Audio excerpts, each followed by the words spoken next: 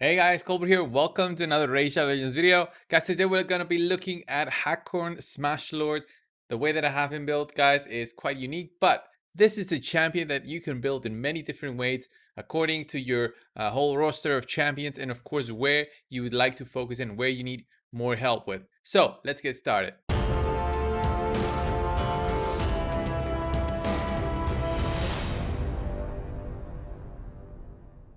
So guys, Hakkorn Shamshold, let's quickly go over his reviews so we can understand more of where he is used by many of the users that actually review him. I think I've never reviewed a champion. So this guy right here, guys, has a 4.6 in arena offense and defense with the most amount of ratings, which means many of the users who actually use him rate him there as the best use for this champion. And I do agree with that. All the other places are places where I can see that he could be used. And then we go all the way to Faction Wars, which is right on the bottom, which I definitely disagree, as he's definitely a champion that made me clear Faction Wars 21 and actually get that Lydia. So let's get out of here.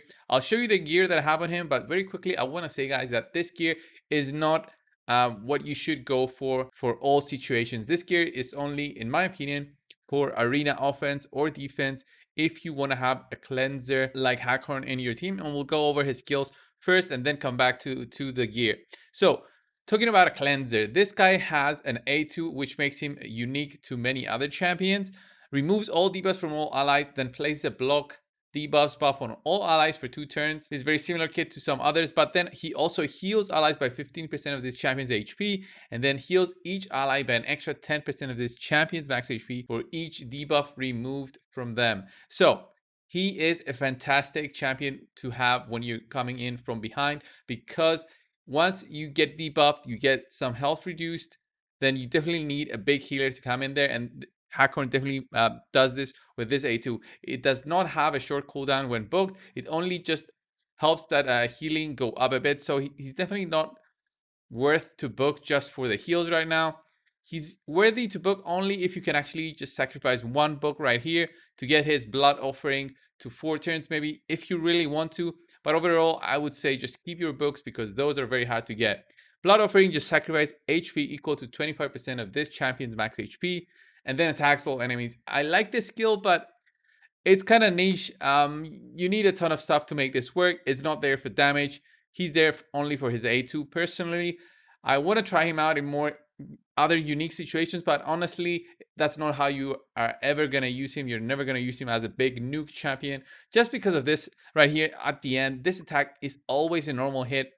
If this could crit, I would be so happy because he could actually have like a dual use, make him, you know, a niche nuker champion in some teams. It would have been fun, but instead they went the other way. They said no, we don't want to make him fun. So this sacrifice will happen even if he kills the champion. So yeah, he can definitely kill himself with this, guys. And finally, his A1, guys, attacks for an enemy, 40% chance to place a stun debuff for 1 turn. This should have been a 100% chance, to be honest. He's a legendary. Once booked, this should have been 100%. It would have made him pretty good champion, in my opinion. Although 40% chance is not bad. It goes to, 55 when fully booked. I still think it should have been a bit higher. He's a legendary champion, definitely worthy to have a bit more uses than others. And then his aura has an all ally HP increase by 33% for dungeons. So that's his skills, guys. So you understand he's a very good cleanser. The damage is negligible. The stuns, you're really not going to get a stun if you build him the way that I have. So coming back to the gear, I've put only resistance gear on him, guys, for the reason being I don't want any debuffs to be applied on my Hakkorn. The reason is, even if all my other members of my team get a debuff on them, then Hakkorn will come in there and actually cleanse them and give them that block debuff spot that they desperately need to be protected from future debuffs. Okay, so that's definitely the best thing about Hakkorn. So if you can build him with a ton of resistance, he's going to fill that role. And that's how many built him on arena offense and defense, in my opinion. So I have a very good amount of resistance, definitely not, mid game or late game. It's 680 resistance. These definitely can go even higher if you got the good gear. I don't really have good gear with resistance to actually showcase, a very fast Hakkorn with also over 600 resistance. So 618 resistance, 207 speed. He's got 50,000 health. It's not bad. It's not good either. It should have been about around 70,000 for me to be comfortable, and 3,000 defense there. So I focused all resistance on him, but as I said, this is not the only way to build this guy. This guy can build with many other different ways. You can actually focus on much lower resistance, around 300. It's definitely worth it for dungeons. He's almost never gonna get debuffed. And then accuracy, if you can get at least 200, then it means that stun is gonna be almost a guaranteed application. You won't get resisted with about 200 accuracy in the dungeon. So definitely try to get about 200 accuracy if you're going the dungeons route or faction wars, because that's done when it happens. It's good, and you're not always going to be cleansing, since that cooldown is about 4 turns. And yeah, you definitely need that accuracy to help you, especially in faction wars, and that's where I did use him, and he was definitely helpful.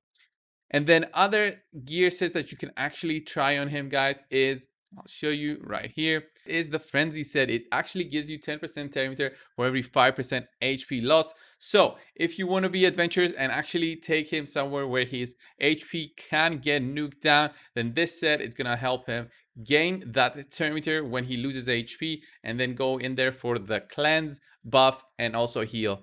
So he's definitely a great champion for you to actually consider in many different situations. So you have to consider first your gear and then where to take him on. And then finally, guys, my masteries also match my gear. Since I'm not really focused about doing any damage, I don't even have War Master anymore. But when I was trying to actually finish off Faction Wars 21, I did have him with War Master, because every little bit of damage did count, and that War Master does percentage HP damage of your enemy. So it's definitely a worthwhile choice if you're taking him just to clear that Faction Wars 21. So the way that I have him built this way, guys, is definitely for Arena, getting that 50 resist of from the Unbreakable Mastery. And of course, support tree going all the way to Lasting Gifts. And of course, Lord of Steel to get that extra bit of resistance, which might make the difference in the end of the day. Of course, we also get rapid response because he does apply buffs, and that small chance to get extra turn meter is always good.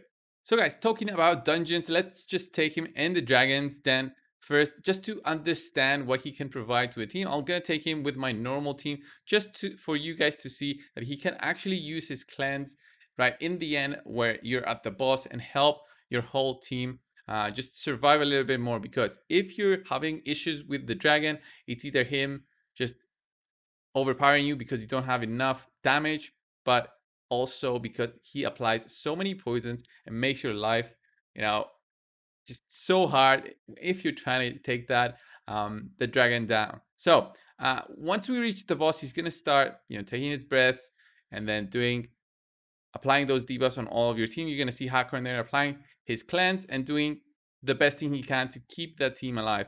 So he actually used the cleanse right now, but it's fine. He should have it in about 3 more turns once we reach the boss as well.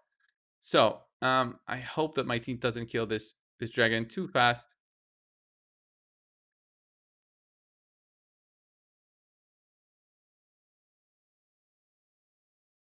There we go. And there's the cleanse. You see, debuff block, definitely helpful in these situations. And because we've got that mastery, Hakkorn actually even got it for 3 turns, which is much better than just 2 turns. But the rest of my team did have it only for 2 turns. And then my team will just finish this off. So if you guys didn't know, that the dragon boss applies both poisons and also stuns, depending on which breaths he actually manages to take. So yeah, we finish off the dragon, but definitely you understand how you can use him in a much slower team. Of course, this one doesn't really showcase his potential, but he did showcase that he is needed there, right in the air, to clear off all those debuffs and actually help you through the dragon. So let's actually take him now in the arena. That's where I think he is most suited for, given his kit. We don't have the faction wars open, but as I said, he is a fantastic champion in there, and you will definitely use him for his heals and also those stuns that might actually be clutch in the end. So we'll try some classic arena if we can find some teams that can be annoying. So this one has a torment in there. Let's go. A torment is always annoying. So What I usually go for my arena team, if I want to beat a much harder team, is this one. This one has Duchess. If she goes second before all the enemies, then she can apply that block debuffs buff. So she does have also high resistance. But let's say you don't have a Duchess, but you do have something that does some damage, then you need somebody to cleanse any possible debuffs that might be applied to your team. So we're going to be having this team right here, and then I'll also put Masteries in there. This is not a bad team. Of course, champions like Caterphone definitely are much better with a champion like a Duchess, but let's see what happens in this team. So we did get Frozen here, so this is where it comes in handy to have a champion like Hakkorn. So he would probably resist all of the debuffs that that Tormin would try to apply. So this is where he would come in handy. I'll put this on auto so you'll see he does use his cleanse right there. We also have those 3 turns and 2 turns, 3 turns right here, block debuffs buffs, so definitely protected from that enemy Torment for a bit. And we also have that veil buff on Cadraphon, and he's gonna come in there and basically do this and finish off the enemy team. I know it's a much more endgame situation right here that you can see, but you have to understand that he is used for more, defeating more endgame teams. So he does that damage on himself, and that's 4,000 on Torment. So that's why I said his A3 is not really great, and that's why his book value is definitely low. I would book him last out of all my champions.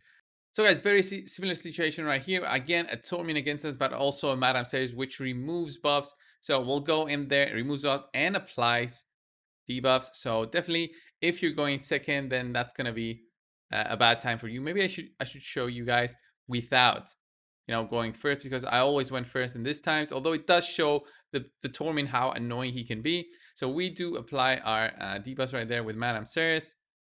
You see that my Hakkorn actually resisted everything right there. He also resisted the freeze. So we do our cleanse right here.